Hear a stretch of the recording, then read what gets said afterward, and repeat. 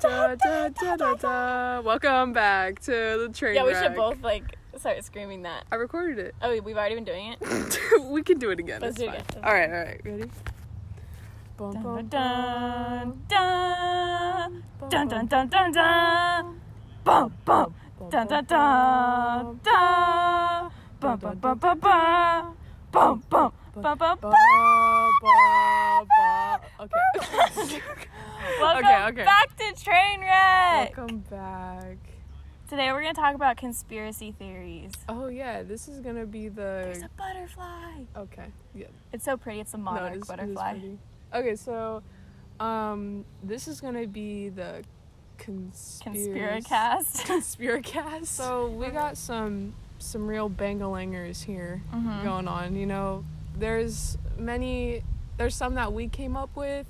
There's some that we're just really interested about. Kayla's gonna go off.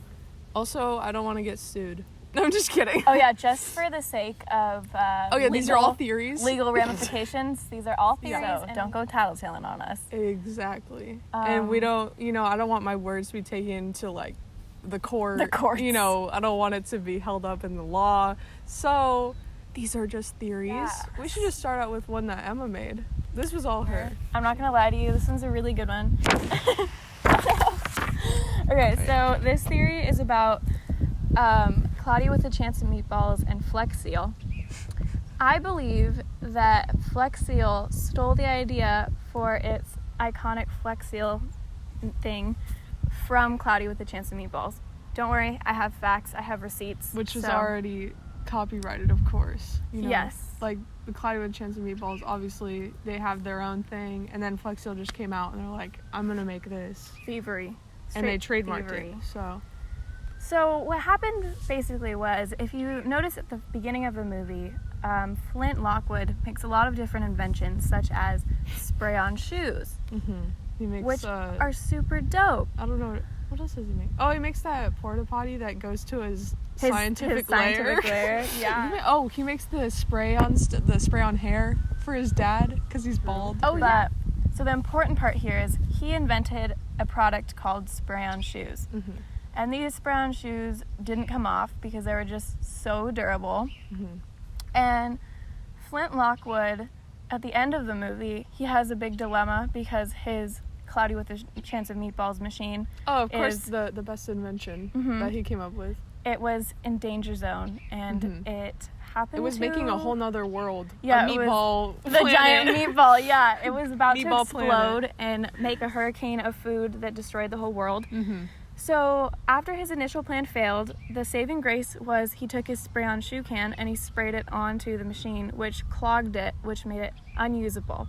So, and obviously it could withstand that much force that it was gonna take over the whole world or like blast food around the entire world. It is an insane product. He invented an amazing product. So here's the important thing.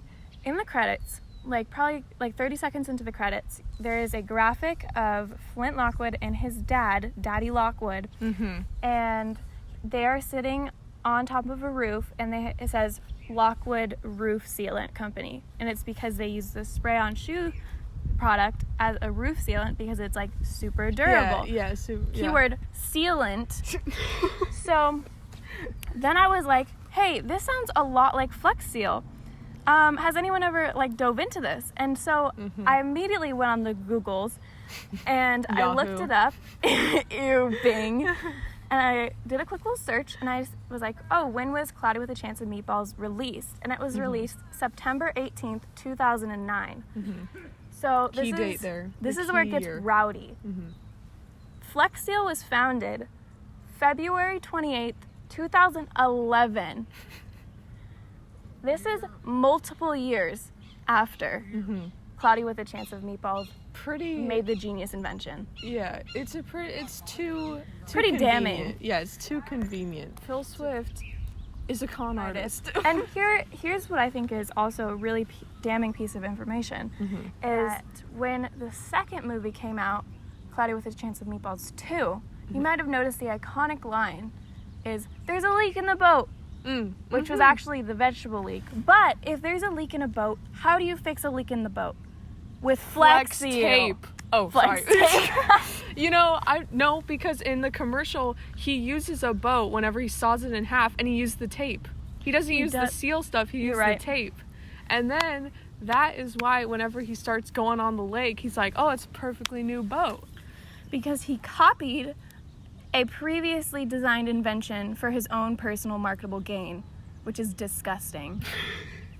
And we need to call him out on it. Yeah, we just wanted to call that out really quick because as I was watching that movie, I was honestly appalled. So before we dive into another homemade theory, because that one's gonna take a while. We could go into. Do you want to do one of yours, or do you want me to do mine? Let's do Kayla's, because Kayla's goes off. I've been waiting for this. Yeah, so I specifically haven't told Emma about this one because, well, she knows about it, but the depth that I have gone... The juicy deets. Yeah, the depth that I have gone for this is astronomical, I should say. Is it going to be a frictionless presentation? Yes, it's absolutely going to be frictionless. So here it is. The Malaysian Flight 370. Mm-hmm. Imagine. You're just trying to go from... Wait, hold on. Okay. I'm going to steal them all. You're just on your flight. You're trying to go back to your hometown of Beijing. And basically when you're on the flight, then... I've never been on an airplane. So I wouldn't know. Imagine this. Okay, I'll imagine it. Thank you for that. So, and then you start to hear... Actually, I don't know if they heard anything, but but you just start going down into the depths of the earth. So this is kind of the main details. So I actually have a picture of the coordinates because I didn't want to learn. Yeah. So I don't know, you'll probably not see this, but pretty much they kept going out and towards Australia. And they could tell that because it pinged the military? It pinged the Australian military. It was the Indonesian military. Oh, I thought it... I have a whack memory, dude. I don't know. No, it was like a signal that they picked up at one of their airports in Australia as they were... Yeah, okay, so that's different. So military things later. Yeah, as they were picking it up. So pretty much, as they found out that they lost signal and obviously they couldn't they couldn't pick it up, they started to... It made a really... deviated path towards the left, towards like India, and then it went left again to keep going south. Oh yeah, okay. It says, sorry, this is such a bad description, but it said that it picked up and they found that they had requested to log back onto the network, and then 6 hours later it was lost, and then that was presumed to be when the crash was. Yeah, because they used the satellites, the only connection it had was satellites because the other two boxes of communication were down. Mm-hmm. And then after that they tried 2 times to try and reach them, but they obviously didn't do that because it was offline. So then as they tried to search through in the Indian Ocean around where they thought the coordinates were, they didn't really find anything around that area. They figured, well, they didn't know this at the time, but they didn't realize that the debris of, if it was like, in the ocean and stuff like that, obviously at the bottom of the ocean, then all of that, because of how like the waves and stuff move it and the current of the ocean, it would have moved it westward. So they were looking around where the coordinates they thought it was, but it was just moving more west. Wait, there was also another problem because I believe it was the Indonesian government had scanning technology, so it knew that the plane took different turns, and it released information. So that first released information that it turned left, and then like a couple months later they released information that it turned back. Because they said their excuse for that was that they said they didn't want the rest of the world to know what scanning technology they had. But I mean, that's hella sus. Yeah, I knew that they had signals on the ocean floor. I forgot what they're called, but where they can pick up audio, like if anything happens, and they would have heard obviously like a big crash or something like that. But nothing was picked up. Like barely little spikes came up, in the audio, but they figured it was probably not that. It would have been like way bigger. Like, Kapah! Yeah, it would have been way bigger. So this is where I found that 16 months later, off the coast of Madagascar, which is way, way west. Yeah, it's completely different. Then it was found off the coast by some, I don't know, it was just like some group that found I think it was French researchers, environmental researchers. They found some pieces, so they obviously started to look around there, which was totally a different direction of like where they started searching. And then that's whenever they figured that the debris started to move west, because 20 pieces that they figured were correlated. And I think like they confirmed about like 13 pieces. I'm not sure the exact, and then there was like 4 or 5 that could have been, but they're not sure. So, and also another key piece is that the black box was never found, which is in every aircraft cockpit. It pretty much keeps track of audio in what the pilots are saying. Of what they're saying. And then also whenever it hits water, it's supposed to communicate back to what is it, like home base? Yeah, home base. Yeah, back to wherever, in order to get that communication that they would have crashed.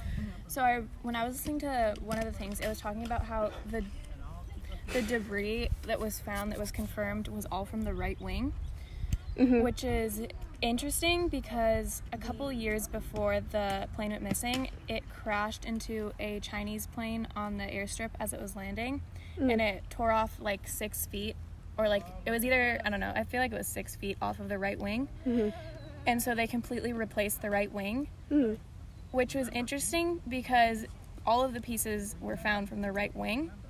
So a lot of people who conspiracize about this say that maybe the debris that they found was planted because they could have easily gotten I heard right that wing. that was one of the theories of, as I'm getting to, that it could have been politically kind of driven to be planted. As they were saying, actually I'm not sure if it was all from the right wing, but I know that was the ones that were confirmed. The 4 first confirmed pieces were from the right wing, but there was other pieces too that...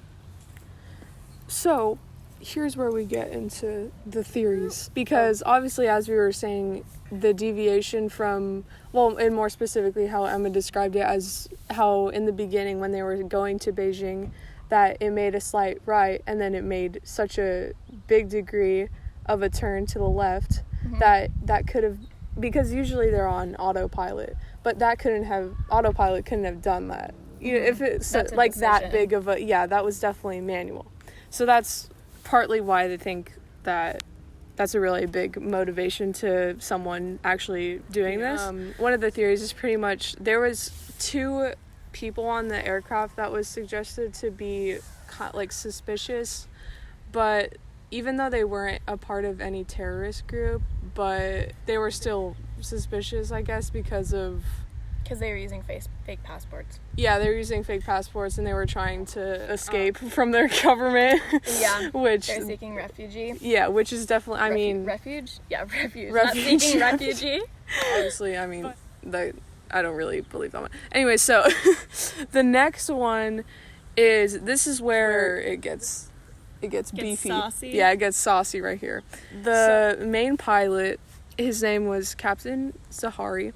He was like, this is a really big part of motivation behind it. A year after the crash, when they were still trying to sort out everything, they searched his house and they found a flight simulator that was pretty much in a room of his house. Yeah, just a flight simulator room. Yeah, and it contained, when they were looking at it, it contained a practice route that ended in the southern Indian Ocean, which is where the Malaysian flight, that was the last coordinates that they were found. And pretty much the Malaysian police took this and they were writing a whole report about this crash in the plane and stuff like that. And then it got leaked. And then that's how everyone found out about this route and the home flight simulator. What is seen to be, which that is really suspicious, is really sus. But the only thing that would be refuting this is that there was really no motivation behind family problems or like drug influence or criminal. It was a family problem. It was like a little bit. It was just his family left him like the day before. Oh, they did? Yeah, his wife took his daughter out of the house. Oh, T. I didn't know that. But there wasn't, like... So they did say that, like, they were like, oh, the pilot did it because his wife and his kid, like, his wife took his kid. Mm-hmm. But I was like, I don't know. Like, he seemed chill. Like, everyone said he seemed chill. Yeah, and they also suggested that he also supported, like, a political opposition leader that was against the Malaysian government. And so that was kind of, they were like, oh, he's trying to, you know, go against the government and stuff like that. Oh yeah, and then the leader that he supported was sentenced to prison before the flight took off. And yeah, he also, where that next turn came whenever he was going towards apparently the island that he grew up on of Penang, I think that's how you say it. That's where the point was whenever he was going towards the northeast. So they were thinking like, oh, he was seeing his homeland, like before for he, the like, made an elaborate suicide attempt. Yeah. Oh, that's insanity. Yeah, that was like one of the ones where I thought that was interesting. Mm-hmm. There's also another one about how like he could have depressurized the plane so that no passengers could send out goodbye texts. And that is an interesting thing that nobody sent texts for help. Yeah, and like there was no distress calls or anything, so that there wouldn't be any communication. They would just kind of, if you depressurize the plane as it's going down, you know, they wouldn't know. They would just be like, oh, I'm getting a little Are we going down right now? Are we going down? I feel like I'm in an elevator. They're just going. They don't even realize. Straight down. Yeah. Oh yeah. The co-pilot. I don't know his exact name, but there was a cell phone tower that was pinged in Penang, of the island I referenced before, and it was from the co-pilot's phone. Whoa! But they found that it wasn't a phone call, but it was a location being sent out. So. And that was right before they turned to go towards Australia. They lost contact with the plane for like 6 hours. And you can't be like, they said that maybe it'd be an electrical fire, but if it was an electrical fire and it was that bad, they would have gone down. They wouldn't have kept going for 6 hours. So they could have like gone and dropped the like people off, like co-pilot off somewhere. The way that I'm looking at it on the overall coordinate map is that it's off the coast of Australia, but it's a little bit south. Can you see, like, it's more southern from it, you know what I'm saying? Yeah, they said, so when it went down, or like the communication part of it, they said that it probably was manually turned off, because if the plane wasn't already going down before that, because they know that it still was going, then why would it turn back on? And obviously, you know, manually steering it off, of course. I didn't know, but there's an American naval base. I was just going to say that. Yeah? Oh my God, yeah. Okay. So there's a naval base in the Indian Ocean that I'm not sure if there's a name or anything, but there's... It's like super, super top secret. Like... Yeah. And so others believe that it could have been shot down by them and almost as like an attack against the Malaysian government, and it could have been covered up because those communication logs were forged. There was also another one about like remotely being controlled or something like that. They developed a system that was essentially autopilot, but you don't need to be in the plane to use it, because after the terrorist attacks on 9/11, they tried to make a system so that if there was someone who took control of the plane, they could manually just be like, psych, you don't get control of the plane. Yeah. So they said if that, they have not confirmed that they've put these in any planes yet, but people have speculated that they are testing them in a lot of planes. But I'm not sure exactly about the controlling from the ground. I wasn't sure what side it was on. It's like a drone, like a remote control plane, but there's like 200 people in it. Oh my gosh, dude. Leave in the comments which one you think. No, I'm just kidding. But, I mean, the pilot one is a little sus, I'm not gonna lie. I just think it's interesting that, like, let's say the debris is fake. They faked the debris. It wouldn't make sense. And the political they do have the right wing. They're getting a lot of, like, crap because they couldn't find the plane. So where is this plane? That's what I'm saying. If they can't find any notable debris, it's like we can't confirm it because it might be conspiracy. But I think that's interesting, and especially because it took us like 80 years to find the Titanic, and we knew the exact coordinates of where the Titanic went down, and we don't know where this plane went down. So it's like a wild goose chase. I feel like this was definitely a coordinated event. My conspiracy self thinks that, because the communications, like, they're used to black spots when they're from one control to the other. But not for 6 hours. Yeah, not for 6 hours, and it doesn't make Yeah. sense. It's like you're going through this black spot, but your other communication should still work, and it feels very coordinated because the satellite would be the one thing you can't manually turn off. Mm-hmm. Oh, also, there was an extra person on the flight that when they checked in, all of the people like who had tickets, when they boarded, there was one extra person, like who like there was an extra like fake ticket or something, and they have no idea who this person is. Oh, I didn't hear about that. It's called, like, they just call him, like, John Doe, because that's just, like, the name you give for a person you don't know. Yeah. But, yeah, I thought that was crazy. It was a flight attendant. No, I'm just kidding. Yeah, it could have just been some guy who, like, they didn't scan his ticket. Imagine. But it could have also been Yeah, Santa. exactly. Santa. Santa was going back to Beijing. Yeah, his sleigh broke. His sleigh broke in the middle of the year. But, yeah, that one was interesting. I liked looking at it. I want us to just find the plane so bad, but the frustrating thing is it's like it is the ocean, so we ain't gonna find it. So about the whole flight simulator thing and stuff, I just find it interesting how it was originally in the Malaysian police report that they were doing of this entire investigation, and but they said that it was leaked. So then I was like, would they ever have released it if it wasn't leaked? You know, I was thinking the other day. This goes with it. Don't worry about it. I was thinking if the whole world worked on one problem at the same time, how many problems could we just like, oop, we solved it. What do you mean? Just give everyone like. Well, because there's a website that you can use if you want to like help make proteins to defeat diseases, and it's basically you just play a game where you like insert different proteins into different things, and it's just a bunch of people working on different protein building things to make vaccines. And I was like, if the whole world worked on this website, we could obviously make vaccines really fast, but the whole world's not going to work on anything. But if we worked on like if the whole world worked on a certain conspiracy, we just all know everything. Well, we know everything about one specific thing. Specific thing. I was just the government's like, okay, so we're moving on to our next theory. That would be so sick. All right, so this theory basically says that William Shakespeare is not saying that William Shakespeare isn't real, but it's saying that William Shakespeare didn't actually write any of his plays or didn't write the plays that he was credited for. Yeah. So William Shakespeare. This one be a oldie, but this one be a doozy. It's a goodie. No, I'm just kidding. It says that he was born April 23rd, 1564, which was the approximation. He's William Shakespeare from Avon or something. He grew up. His dad was part of this one council, so he could have a free education. But they said that if they can't even confirm that he had an education, but if he didn't have an education, they presume that he left school when he was around 15, so he left school very early. A little bit of background on him. He met his wife, Anne Hathaway, and I was like, oh, he married Anne Hathaway? Dang! Yes.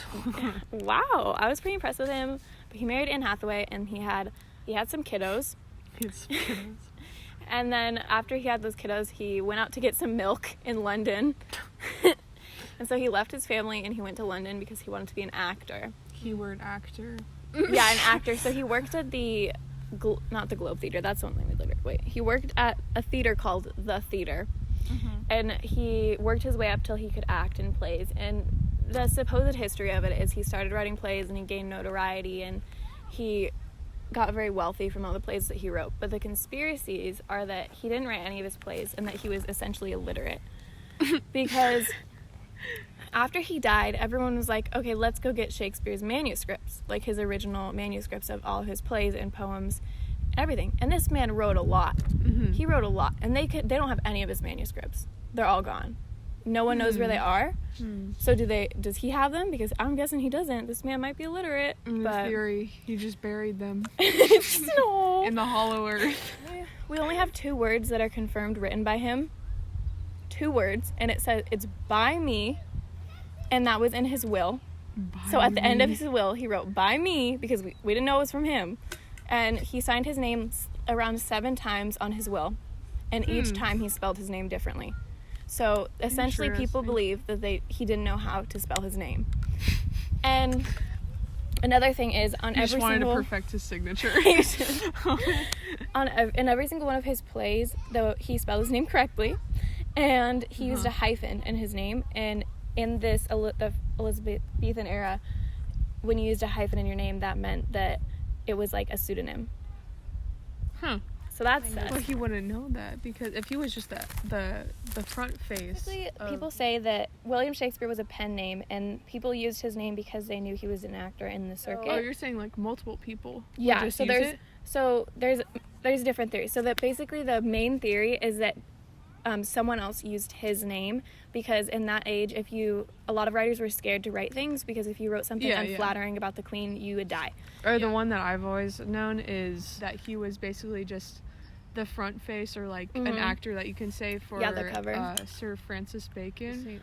Sir Francis Bacon wrote this one kind of like long, it was like a narrative type thing about the queen, and it was really elegantly written. Like, it was really good, and so the people cite that as his literary promise kind of thing. And so the one with Sir Francis Bacon is that he and a bunch of other people, they all wrote William Shakespeare's plays, and they used William Shakespeare so that as basically a cover for them, so they wouldn't get in trouble if they wrote something they weren't supposed to, as well as when you had a group of people all working together, you could make money faster, because he was making a lot of money off the plays. But I don't really think that's as compelling as the other two people who are presumed to be the people who were writing for him. The first one is, I'm just gonna say his name is Christopher Marlowe, because that's what I wrote in my notebook, and I don't remember my Carl. Oh, I really like the name Carl because I like Jimmy Neutron. Anyways, so I think his name is Christopher Marlowe. We're just gonna go with that. Why did I think his name was like Carl Marslow? You know what? Ignore me. Let's say that William Shakespeare was the actual writer of these poems. In a lot of his early works, they were like close to or almost direct copies of plays that Christopher Marlowe made, because back then copyright wasn't a thing, so you could steal whatever you wanted. So these were like very, very similar to his works. They were like almost page per page. Which is interesting, because if the theory says that Christopher Marlowe is him. Christopher Marlowe was a really well-esteemed poet back in the day, and Elizabeth I really, really liked his work, and he got all the great promotions for his work, and he got a lot of notoriety. So it was said that he faked his death, and he went on writing under the pen name William Shakespeare, because he knew him through the theater company. Mr. Shakespeare. Okay, sorry. So Christopher was supposedly killed in a bar fight over a bill for a hotel. But the problem was that the people who were fighting him were all part of the government. They were government agents, so that doesn't make sense. Why would you stab They stabbed him in the eye and supposedly killed him instantly. But if you're part of the government, that's kind of sus. And the dude who killed him was pardoned 2 days later for his death, which it does not make any sense, because Elizabeth I loved this dude. She loved him because she loved theater. He was even knighted. No, I'm just kidding. I don't even know. He could be. He wished. But so he was pardoned, and then what's interesting is a prisoner who was hanged a couple hours before, his body went missing. So they say that that's the body they buried, because and then he continued to live. So that's an interesting theory, and it's also interesting because his works. Oh, but the reason why he had to fake his death, because that's an important piece here, because no one just fakes their death for no reason. I totally was gonna skip over that, but here's why. So his roommate was brought in for atheism, because you ain't a Protestant. So he was questioned for atheism, and he died while he was being tortured. But he implicated his roommate, who was Christopher Marlowe, in atheism, and they were said to be a thing. Those two boys. That was, even though the queen loved him, she couldn't be like, oh, you're good, because then she would have been seen as like, oh, picking favorites or something. So he faked his death in order to evade those charges. I just don't think that is super compelling. I think the other one's more compelling, just because the government. I'm just kidding. I don't know. That one's interesting. It's an interesting theory, but like it could be seen as like a cover-up or something like that. There was also no sightings of him ever after he supposedly died. Yeah. So I mean, a lot of people fake their death. So yeah. Ever seen Double Jeopardy? Okay, so the last dude that it could have been was named Edward Dwyer. See, I don't know how to pronounce these names. I listened to it, but I don't know. He was an earl. So he was like a rich dude, and he got some shmoney. Yeah, so people say that he is William Shakespeare because all of the stories were essentially autobiographies of his life. Like, stories from his life, like, his life directly reflected the stories in the plays. Oh, okay. Which is interesting. I can't think of the story. I should have written it down. Like, oh, wait, another one with Christopher Marlowe. Like, 8 of Shakespeare's plays have, no, like, 18 of them deal with the idea of someone coming back to life, like someone who's not actually dead. And so... That's fair. And I was like, if he faked his death, that'd be kind of a cool...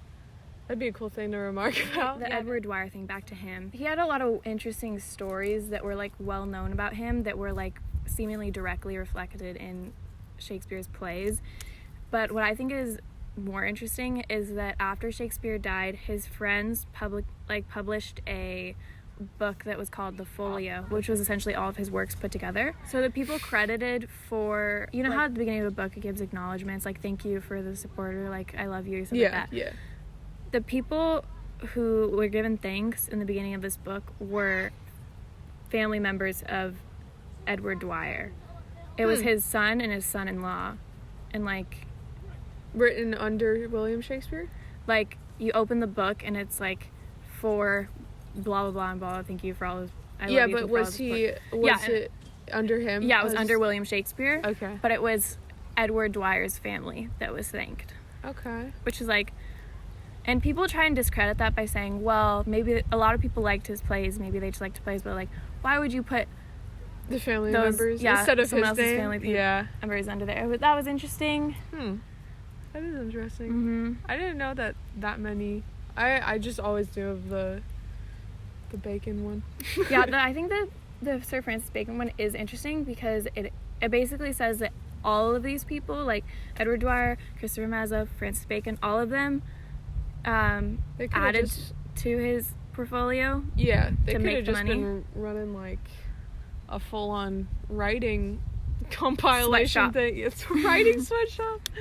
Oh, also, when William Shakespeare died, no one not celebrated like, oh, we're happy he's dead. But I mean, no one came to be like, oh, we're so sad. Like, no one was really sad about his death. Mm-hmm. Whereas other famous writers of the time, such as Sir Francis Bacon or Mr. Christopher, they all got huge celebrations of life for them. I feel like for Shakespeare, if he could have just been like an actor or something, and people he was said to be a playwright, and but back in the day, it didn't matter if you wrote whose name it was by onto the play. So a lot of the times it didn't even say his name on his plays. And then when he got more famous and more notoriety, it did say his name on the plays, except other people who were just breaking into the field wrote his name on their plays too, to try and get some clout. Yeah. Oh, they were clout chasers? That's the new theory. They were all just clout chasers. Yep, I believe it. If we can just transition, that's a perfect transition. No, I'm just kidding. That is a perfect transition into talking about into the penguins of Madagascar. Madagascar? Yeah. Just kidding. I love that show. This theory is 100%.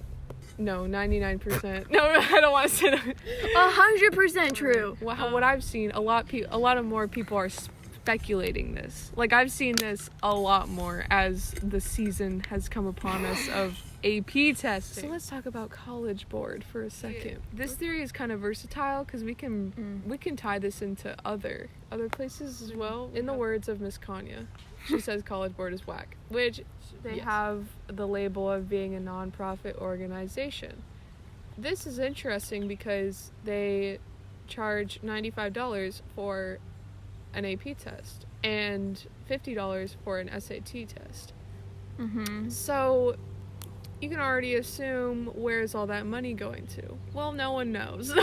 I mean, besides like paying the workforce and paying for materials. With their label as a non-profit, pretty much, it's supposed to be going to something. And people could argue that, it's going for education and all this stuff. But when you look at the pocket of the CEO of College Board, he'd be making bank. $750,000 to like a milli, like a fat milli right there. A day. No. So $95 for a test.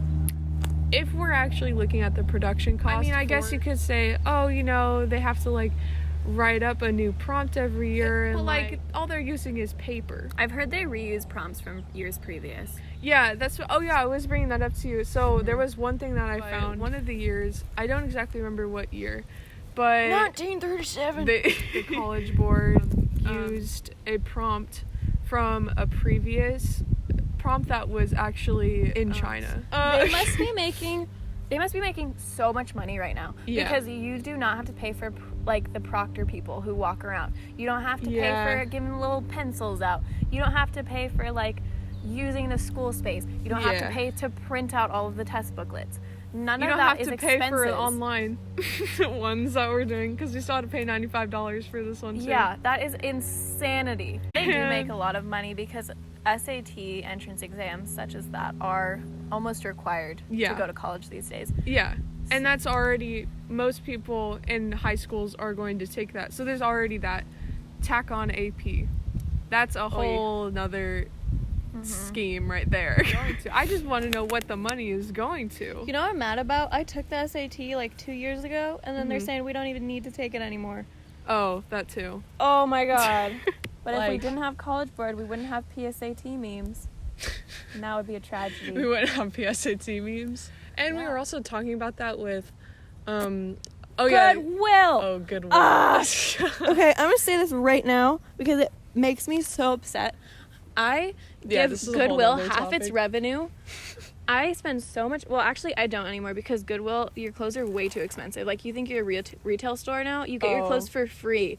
So, first off, the entire company is 100% profitable, because the only place they have to pay is for their employees and for, like, everyday business expenses.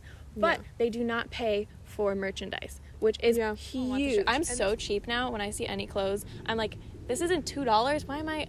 Anyways. But no, it makes sense, because you're at, like, a place like Goodwill where they literally just take people's clothes and then put it back on the rack.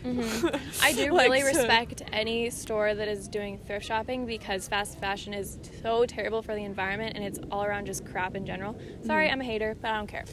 So that is important, because also you're not supporting the sweatshops and the terrible wages that people are having. That's true. Which fast fashion should be eliminated altogether, but that does raise questions of, is there going to be work and jobs for people who are in those situations, even if it's in a terrible condition, even if it's a terrible condition where they get paid less than $1, a couple cents a day, it's still all they have, which is interesting. But it's also not a company you should support, because if you eliminate those companies, you do raise the question, will they create a different company that's better? Anyways, I could go on forever about that, but the Goodwill, I don't understand how it is a nonprofit, because it is almost 100% profitable, and they they make $5.7 billion in revenue a year. I don't know if that's gross or net, but I'm assuming gross, so that's not all of that's. They would obviously have less after everything. Yeah, definitely. But that's still a lot of money, and the CEO makes millions a year. And same thing with how if it was truly a nonprofit, I don't think CEOs of nonprofits make millions of dollars. No, that doesn't make sense. Like, I understand taking your cut because you have to survive too, but your cut should be because obviously reasonable. Yeah, because I get that you started it and you like made this into a brand and stuff, but like I don't think if you're actually making it into a nonprofit, if you're claiming the nonprofit, there should be a level of responsibility in that. I realize that Goodwill says that they use the money that they make to hire workers with disabilities, but anywhere where there's programs for people with disabilities, they are actively looking for jobs for them. So that is already put in place. It's good that Goodwill does that, but that shouldn't cost them the amount of money that they say, which makes no sense at all. The amount of disability programs that there are is good. There should be more. But they are all actively looking for jobs for people in those programs. Yeah, also, like, I don't know how you would use money to open up jobs besides, like, if you're going to, take over whole companies with money or something like that and be like, oh, yeah, we're going to hire you. No, it's not like jobs in other places. It's jobs at Goodwill is what they're providing. Oh, okay. Which is so stupid. To say, we're providing people with disabilities jobs at our company, because you could do that anyways. That's not something that should cost you a large amount of money. What's Yeah, interesting about clothing is that Americans change out 70% of their closet a year, which is an interesting statistic because I feel like I don't, but at the same time I probably do. But it's kind of, if you think about thrift stores, it's a really good thing because you are just cycling it back around, and it's not you producing more clothing into the world, because synthetic materials create huge pollutants in the world. So these thrift stores are a really good thing. I don't know if that airplane is gonna... Oh my gosh, we found the plane! That's Malaysia flight. Yeah, it's the Malaysian flight. But because these thrift stores are so beneficial, I don't think it is necessary for them to be donating their money. But I do think it is necessary to not lie, because a lot of people do want to support companies that say they're doing good things for the world, but I don't think it's fair to use that as a marketing ploy when you're not intending to do anything with that money for the world, especially when every other thrift store is donating it to, like, the veterans. Like DAV, a lot of the money goes to the veterans. Salvation Army goes to, like, religious and veteran things. Yeah, I think it should be made more of a front of, like, where the money is going to if you're labeled a nonprofit. That's crazy. I have another conspiracy. I think that cars in different places in America are different prices. Like, you know how it's more expensive to live in California? I think that cars are cheaper in, like, the middle of the U.S. because I was watching a Mr. Beast video, and he destroyed his friend's cars and gave them $10,000 to go buy a brand new car. $10,000 to buy a brand new car. And I was like, I looked up when I was trying to get a car. I was like, maybe I can get a new car, and I could just find the cheapest one. And one of the cheapest new cars is like $13,000. Yeah.